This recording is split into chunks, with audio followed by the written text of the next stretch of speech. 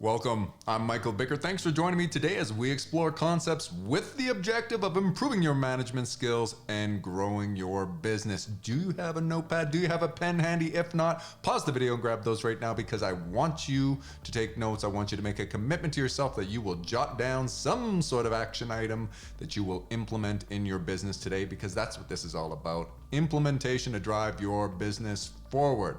Now, whenever I state that objective, with the objective of improving your management skills and growing your business, I guess inherent in that is the presumption that you are a manager or that you have a business. When I say your business, broadly speaking, I'm talking about perhaps you own the business or you are employed by a business as a manager. And so my target audience for these videos typically are entrepreneurs, business owners, managers, and I always add aspiring managers. So please share these videos with those people you know that are aspiring to be in management. Maybe they're new in management, maybe they are one day going to be in management, they're being groomed for potential in management, and they can learn from this kind of thing. But today I want to talk about, should you be a manager? And I guess the first thing is, if you own the business, I've said many times, you're in management whether you like it or not. And I don't have to convince any of you that.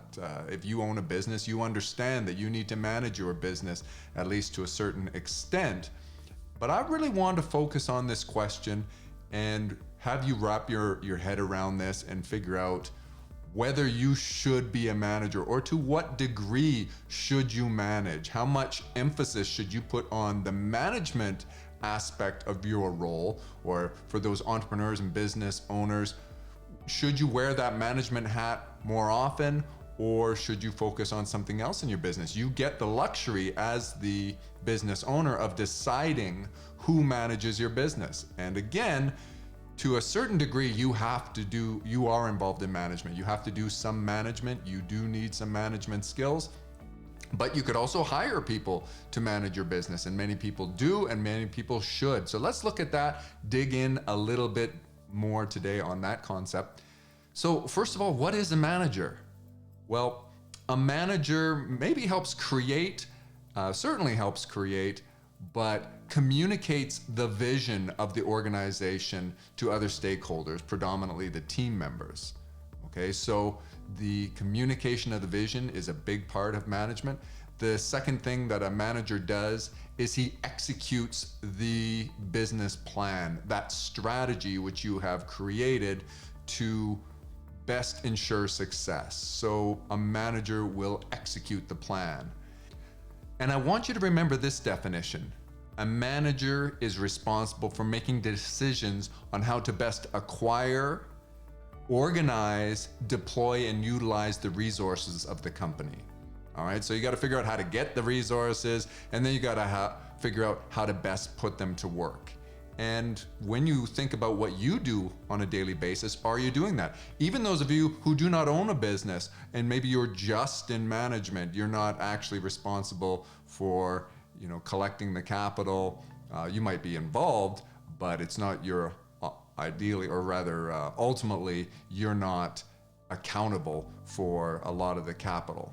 Still, I want you to look at this definition and ask yourself, is that what you're doing? Are you spending the time organizing, deploying, and utilizing the company resources to maximize the leverage that they can bring the company? And are you executing the business plan to try to give the greatest chance for success? That's your job. Are you communicating the vision to other stakeholders and team members? Let's take a look at what this looks like, and then you can start to ask yourself some more about whether or not you're actually managing, or you're just a manager in name only, and whether you should be managing or not. So I guess the first question you want to ask yourself is, do you want to be a manager? What is it that you do best? What do you bring to the table? And perhaps when you decided to start a business, it was because you had a passion for a particular thing that you wanted to do. Maybe you're in healthcare or in ranching and agriculture. You might be in retail or something. Maybe you're manufacturing something, some kind of craft or some product. Whatever it is, if you have a passion for that, Is it the management aspect of business that you have a passion for? You like to create the vision, you like to come up with the ideas, problem solve, and deploy those resources, and then figure out how to acquire those resources and everything? Or is it that, no, I actually like being engaged in the engineering of our products and our services, innovating, adding more value for those products? As I say, if you own the business, then ultimately you are accountable for the success of the business. But it becomes a question more of who's responsible for the accomplishment of management objectives. And often it's a case of what you do best, and that maybe you should be delegating this to other people. And even if you're in management, often it's a case of delegation. Even, the many things under the umbrella, many objectives for which a specific manager is accountable, he may delegate those things to others and make other people responsible for those things. So we're going to define accountability different than responsible. Accountable is where the buck stops, and that's the person who needs to be held accountable with a consequence or a reward based on the accomplishment or lack thereof of a particular objective. Whereas the responsible person is the person who is actually carrying out and actually doing the task. And so again, if you own the business, if you're the entrepreneur, if you're the major investor behind the business, perhaps you're hiring someone else in management to be responsible for specific objectives. So let's kind of go through what those objectives are, or what the various types of management are, and those peripheral things that every business, these are universal to all businesses. And you have to ask yourself whether you're capable of handling each of these things, or whether you should have somebody else do that. One of the first things I think of for management is administration. So when you run a business, of course, there's administration that you might think of: the preparation of documents, filing, storage, sharing of documents, collaboration on it. You might think of appointment bookings and organizing travel, the details surrounding scheduling meetings and taking minutes for meetings, notes, the various secretarial or reception type duties that are involved in different types of businesses. Administration, looking at the processes and seeing how you can streamline them. Who's doing that? Is that something that you're good at? Is that something that you're responsible for, or is it something that you're just accountable for? And give some consideration. Should you have somebody be in charge, some sort of office manager who's in charge of and managing the administrative tasks? Another one is accounting. So are you doing your own accounting? Who's responsible for managing the objectives and the accomplishments of the financial aspects of your business? So when you think of all the various ways that an accountant or accounting is crucial to your business, are you the one that is actually analyzing, tracking, recording, and reporting on all the various accounting, the expenses, the revenues, various reports? Are you generating those, your financial statements? Who is shopping around to make sure that you're getting the best deals on various things? Who's doing your supply chain management? These types of things. Who's responsible for vendor relationships? Sometimes that falls into under the umbrella of responsibility in accounting, and other times it's a separate department entirely. Often it is, depending on the size of your organization. But once again, I ask you, are you responsible for these things, or are you accountable for them, and should somebody else be focused on them? What about human resources? We talk about the acquisition of resources and the organization and deployment and utilization of the resources. What about your human resources? Who is responsible for your talent acquisition, your recruitment? What about your onboarding, your training?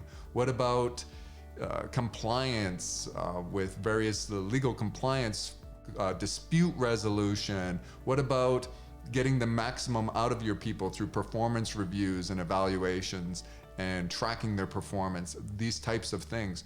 Human resources in and of itself has so many things involved. Are you handling this yourself as the general manager, or do you have somebody who specializes in that? What about marketing? You have to get your message out. So you've got this great product or service, and who's communicating that to the general market? Who is responsible for your branding? Who is responsible for your logo? Upholding your brand and the various things that surround that. Choosing colors and fonts and that kind of stuff so that you have a central theme and message that is congruent with what it is that you believe in, and it tells a bit of a story. That's what your brand is all about. What about your website? What about social media? What about search engine marketing, search engine optimization, your pay-per-click or your organic search? Who is responsible for your email campaigns and your nurturing of your leads? These types of things. There's so much that goes into marketing, such as reputation management, online reputation management, which is your reviews, your ratings, your testimonials, that kind of stuff. Are you looking after all of this because you have an interest in marketing, or do you have somebody who specializes in this? And then I think about, what about your information technology, your IT tools, your systems, hardware, software, your telephony? What about your video conferencing solutions? All these kind of things.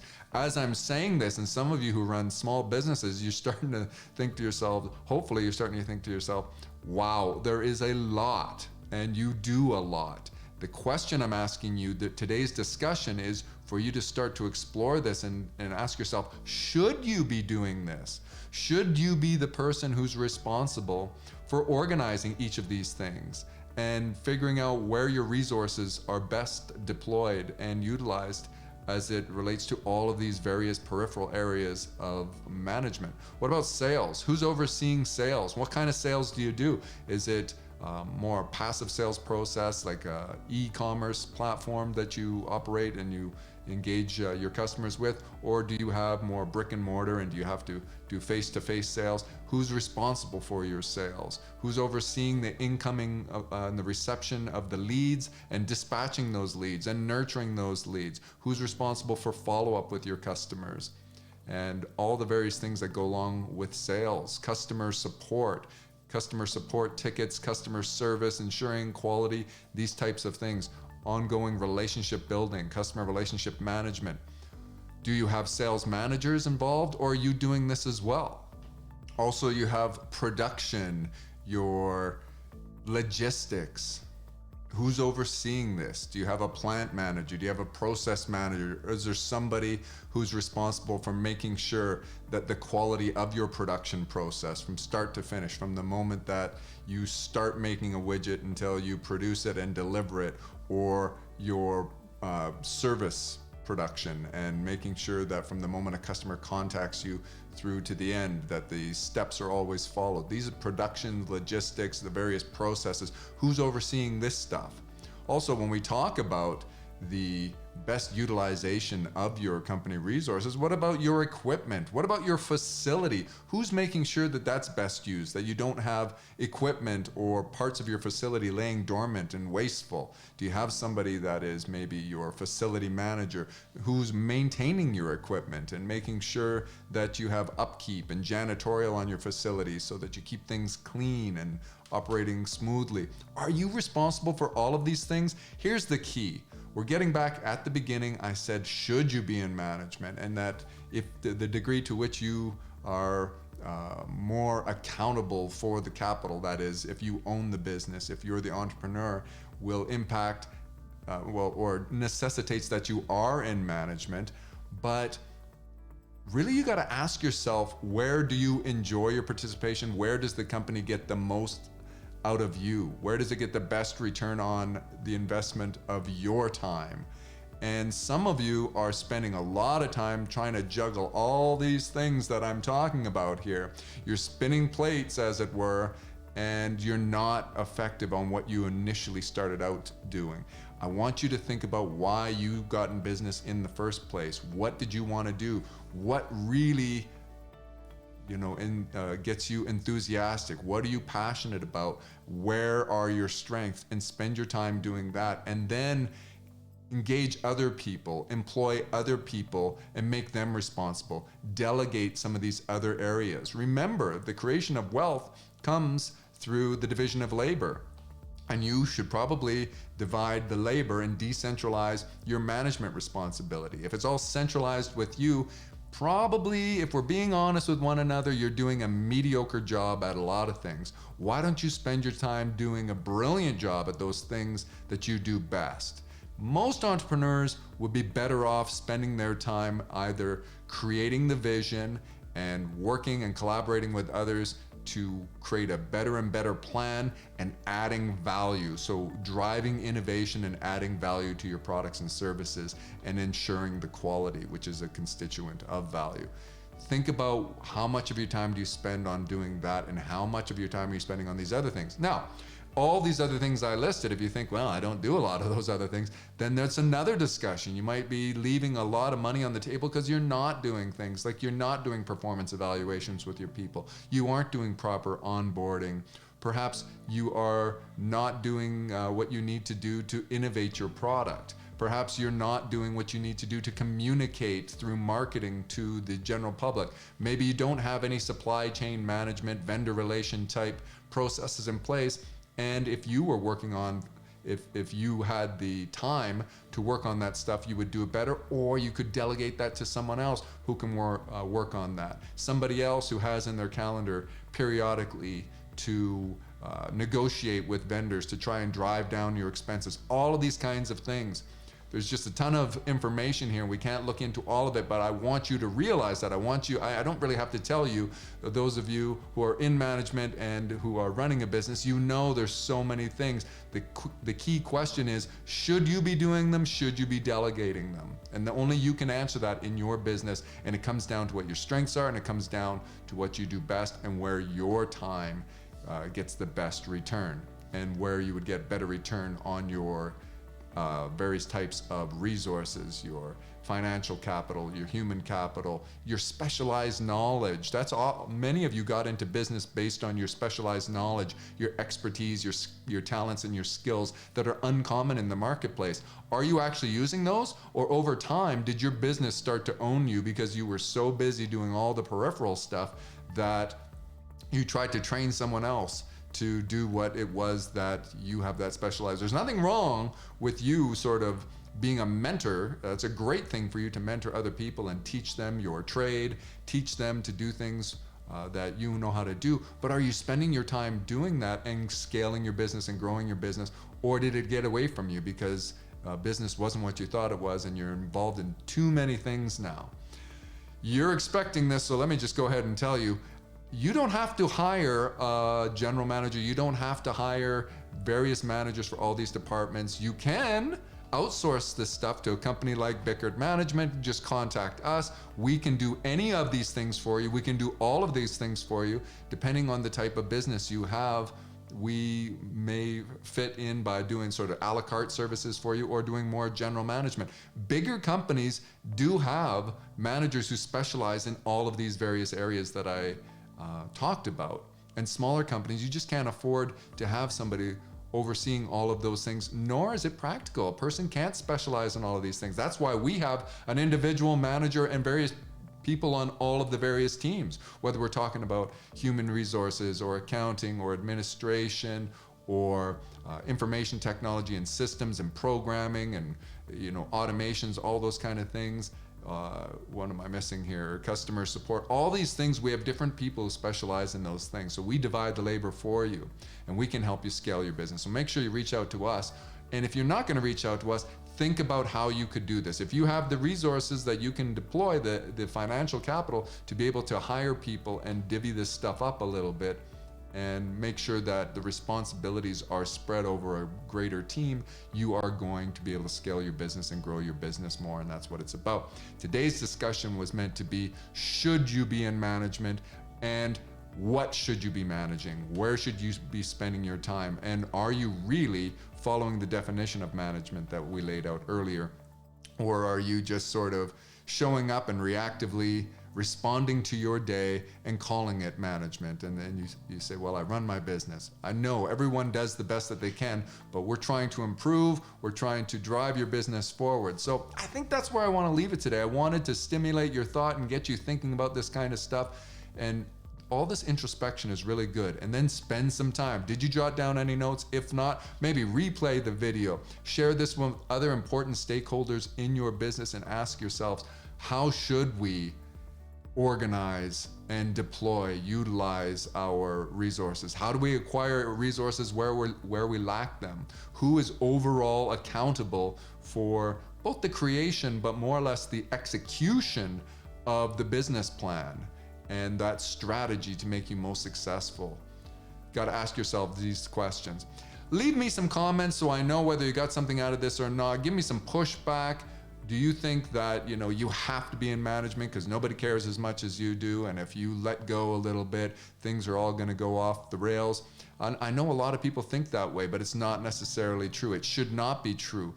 Businesses scale and businesses grow without only one person doing this, and you know that. And so the difference between you and those businesses that have grown much greater than you have is probably their ability to think about the very question that we discussed today. But I keep going on here. I said that's where I was going to leave it today. So leave a comment that we can learn from, because we need to learn from one another. Perpetual refinement.